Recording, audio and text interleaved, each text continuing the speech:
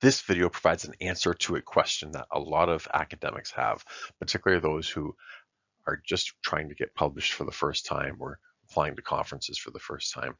And that is, what is an abstract?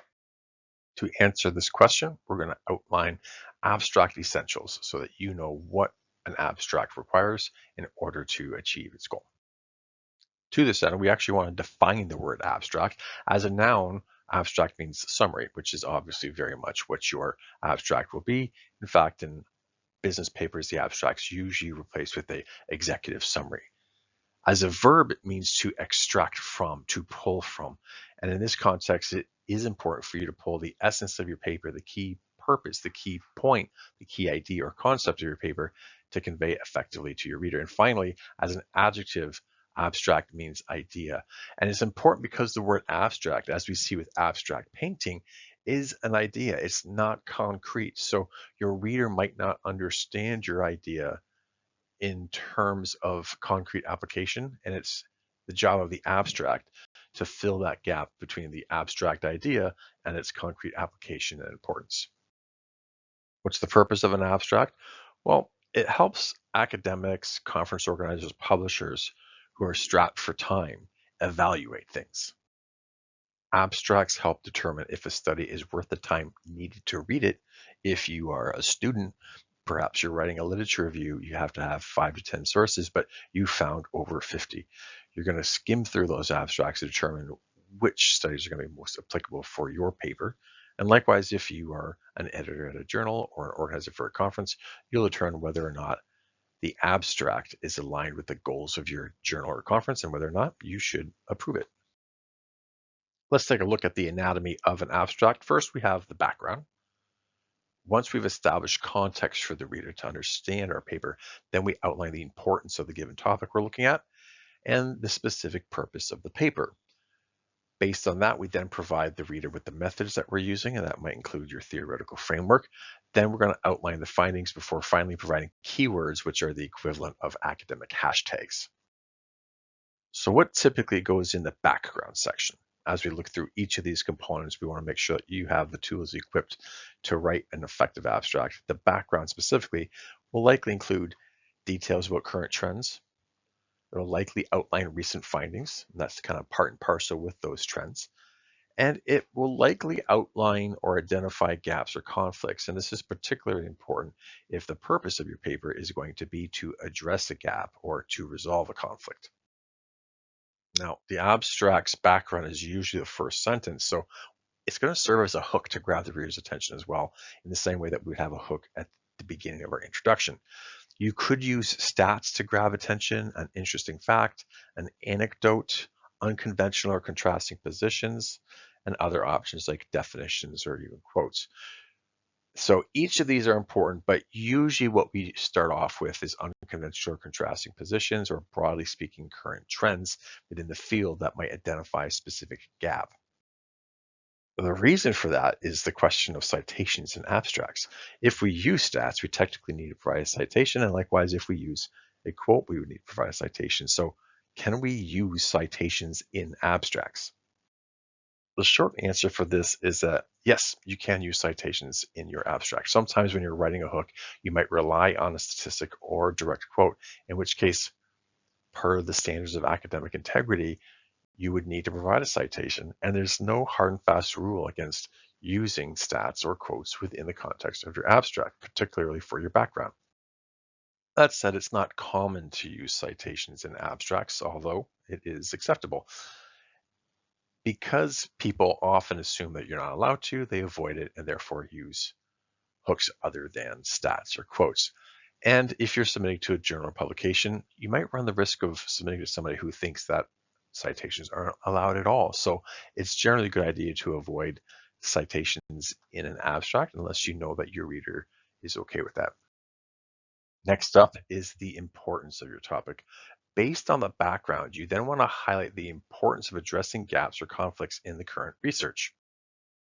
For example, the benefits, improved learning outcomes. Perhaps you're a student of education and you're talking about a specific approach, cultural responsiveness, cultural inclusivity, multiliteracies, you might outline that understanding how to apply these is going to lead to improved learning outcomes. That's the benefit.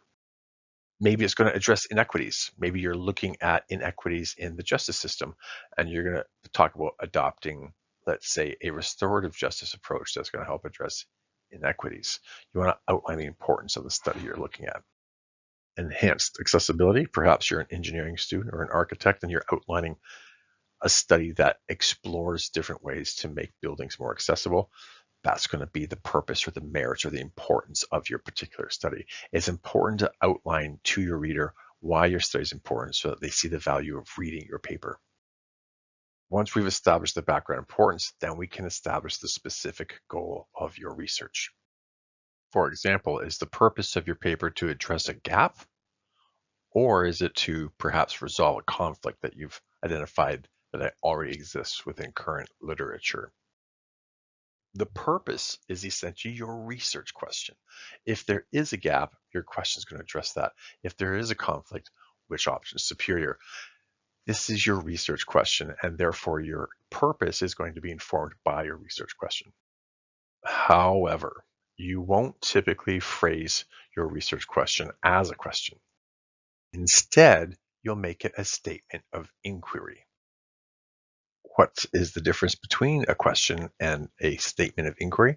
Well, here we have a question. How can universities improve learning outcomes for international students? Sometimes questions are seen as informal, so for academic context, we want to write more formally, make it a statement of inquiry. It is critical to identify how universities can improve international students' learning outcomes or learning outcomes for international students. In this context, we make it a statement of inquiry and therefore more formal. How can educators identify barriers in the classroom? It is vital to determine how educators can identify barriers in the classroom. So again, we've changed that question into a statement of inquiry. It's important to understand this, to determine this, to identify this. How can teachers enhance accessibility in the classroom? Again, as you can probably imagine, it's important to determine how teachers can enhance accessibility in the classroom. Now, keeping in mind that you are allowed to use your research question and talk about it, but if you do, you might offset its grammatical context with a colon by saying it's important to answer a central research question, colon, how can teachers enhance accessibility in the classroom? Once you establish what your goal is, now you have to outline the means through which you aim to achieve it.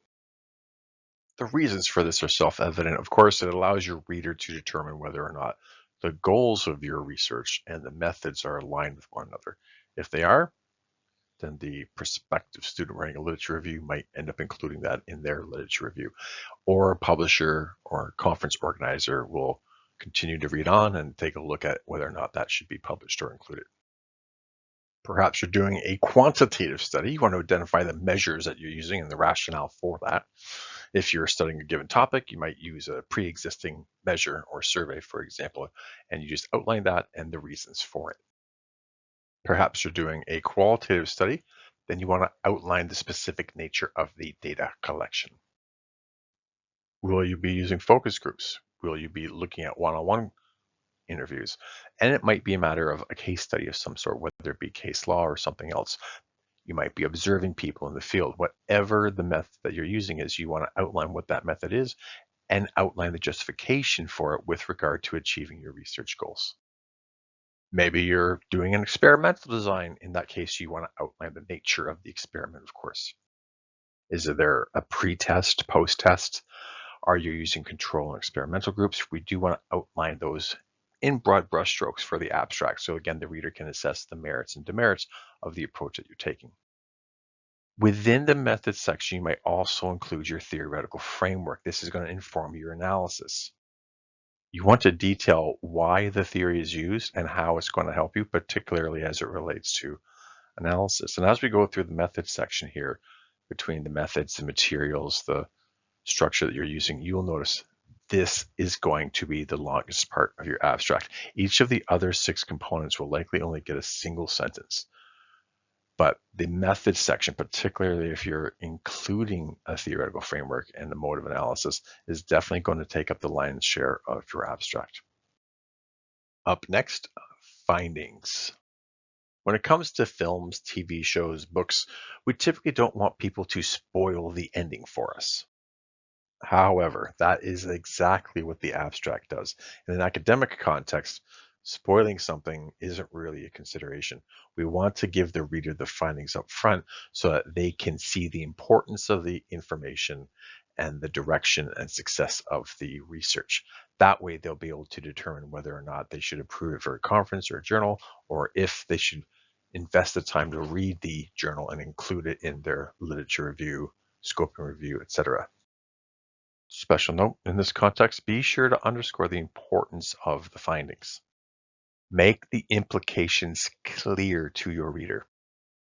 Finally, we have keywords, which are the equivalent of academic hashtags. If you're doing a post on Instagram or TikTok or whatever social media you happen to be using, we'll typically put hashtags at the end so readers can search and find that. Admittedly, the keywords are not terribly important to the substance of your abstract. However, they help readers locate your work in search engines. So, should somebody be searching terms that are your keywords in a Boolean search strategy for Google Scholar, say, it's more likely that your study will pop up in the search results if your keywords align with their search terms. Generally, as a guiding principle, you'll have between 4 and 6 keywords. Anything less is a little sparse, a little too broad. And if you get much more than 6, what happens is the search terms are going to become quite narrow and specific. And if somebody's looking through a series of abstracts and look at the keywords first, and your keywords get a little too specific, they might just opt not to read it altogether. Pro tips: first, keep it short. Abstracts are typically 150 to 200 words. You do want to check specific guidelines for journals or conferences you're applying to, or an assignment instruction from a teacher, but typically 150 to 200 words. And do consider the restrictions that are outlined either by the journal or by conference call for papers or by your assignment instructions written by your instructor. And finally, consider your audience. When you're writing a paper, for example, for your instructor, you have an audience of one. That is the person you're trying to impress. When you're submitting to a conference or to a journal, you have a much broader readership, and you do want to consider that readership. It's not just a matter of what do I think sounds smart or what would be convincing for me. What's going to be convincing for a broad readership? Quick summary of the key components of the abstract. We have our background, we have the importance, we have the purpose. Those are the first 3 components. And you can, if you so desire, mix those 3 up in terms of sequence, but they will all 3 of them be at the beginning. Now, the final 3 components do certainly come in sequence. The third last component you have is the methods, the largest part of your abstract. Then you outline your findings, and finally you'll close up with keywords. These last 3 elements will be the last 3 elements in sequence of your abstract. So do be sure to follow that much of the format at least. All right, that is the basics of abstract writing. Should you have any questions, be sure to leave them in the comment section below, and we will get to them as soon as possible. Until next time, take care of yourselves and each other.